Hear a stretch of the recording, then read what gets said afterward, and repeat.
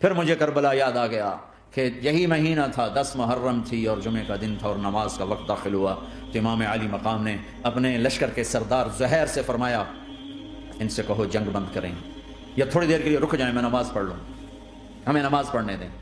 تو زہیر نے گھوڑا آگے بڑھا کر کہا شمر سے تھوڑی مہلت دو، ہم نماز پڑھ لیں، پھر تم نے جو مرضی کرنا ہے نماز تو پڑھنے دو۔ شمر نے کہا ہم نماز نہیں پڑھنے دیں گے۔ ایک اور کوفی کھڑا تھا، اس کا نام حسین بن نمیر، انہوں نے کہا تمہاری نماز ہوتی ہی نہیں۔ انہوں نے کہا لعنت ہے تم پر، جس گھر کی طفیل نماز ملی ان کی نہیں ہوتی۔ تو انہوں نے واپس آ کر عرض کی حضور وہ نماز پڑھنے کے لیے جنگ نہیں روکیں گے۔ کہا اچھا پھر ہم نماز تو نہیں چھوڑ سکتے۔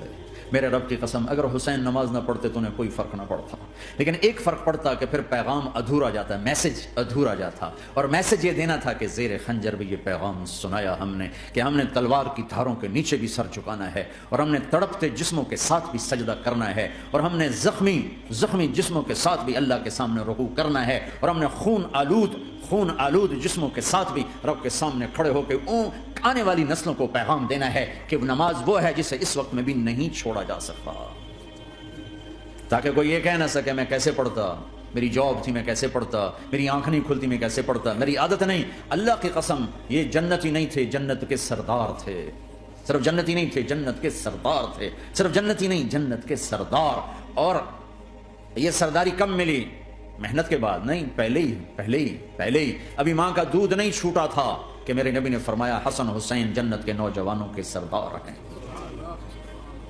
اور ایسا پیار تھا کہ دونوں کو عرب سردار بچہ اٹھانا اپنی ذلت سمجھتے تھے، بچے نہیں اٹھاتے تھے، سب کے سامنے پیار نہیں کرتے تھے، لیکن آپ حسن حسین کو یہاں اٹھاتے، پھر یہاں ہی نہیں اٹھاتے تھے، یہاں کندھوں پہ بٹھاتے، یہاں۔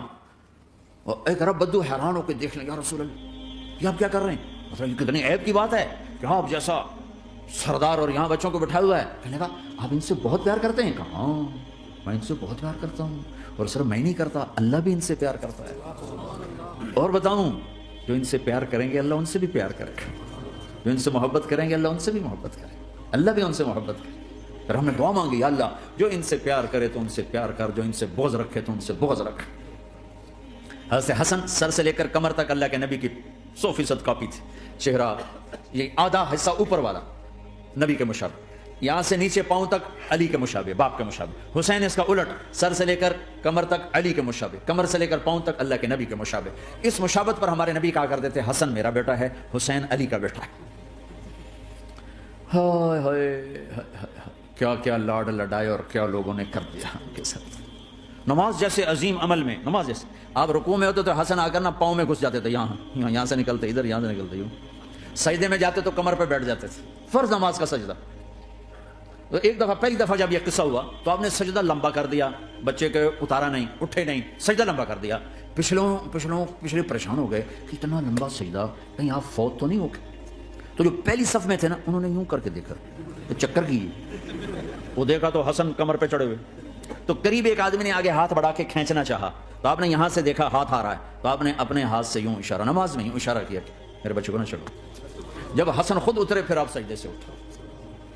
کبھی حسین چڑھ جاتے تھے، کبھی حسن چڑھ، دونوں ہی چڑھتے تھے، یہ اس طرح حسن کے بعد کبھی یہ کبھی وہ، کبھی یہ کبھی وہ۔ اور آپ حسن کو جب چھوٹے تھے زیادہ حسن تو آپ حسن کو یوں زبان دکھاتے، اتنا بڑا عظیم نبی کیا ہو رہا ہے، تو وہ زبان آپ کی زبان بڑی سرخ خوبصورت، تو وہ بچہ سمجھتا شاید یہ کوئی کھانے کی چیز، تو آگے یوں ہاتھ مارتے پکڑنے کے لیے، ہاتھ مارتا پھر وہ بیٹھ جاتے، پھر آپ کہتے یہ میرا نبی گھر کی زندگی بتا رہا ہے۔ اور تمہیں تو بچوں کے پاس بیٹھنے کا وقت ہی کوئی نہیں، بیگم بھی کم جاب پہ جا رہی، خامد بھی جاب پہ جا رہا، پیچھے بچے ڈرگ بیچنے پہ لگے، اب تم کس کام کے ہو؟ کیا کرو گے اس دولت کو؟ جب نہیں ڈرگ بیچو، گستاخ ہو گیا، بدتمیز ہو گیا، تو اس دھن دولت کو آگ لگا دو جا کے۔ آپ اپنے بچوں کو ٹائم دو، اپنے بچوں کو ٹائم دو۔ عورت کا کام کمانا نہیں ہے، عورت کا کام نسل کو بنانا ہے۔ قناعت سیکھو، قناعت تو آسانی سے مینج ہو جائے گا، قناعت نہیں تو پھر تو دنیا کے بادشاہ کی بھی حوث پوری نہیں ہو سکتی۔ کھیلتے تھے، حسن حسین کی کشتی کراتے تھے، دونوں بھائیوں کی کشتی کراتے، ایک دفعہ دونوں کی کشتی ہو رہی اور حسین ذرا کمزور پڑ رہے تھے تو آپ اس کو شاباش دیتے، شاباش شاباش شاباش۔ تو حضرت فاطمہ کہنے لگی، ماں بھی بیٹھی تھی، کہنے لگی یا رسول اللہ آپ حسین کو شاباش دے رہے ہیں، حسن کو کیوں نہیں دے رہے؟ تو آپ نے کہا یہ جبریل میرے پاس کھڑا ہوا ہے، یہ بھی حسین کو شاباش دے رہا ہے تو میں بھی حسین کو شاباش دے رہا ہوں۔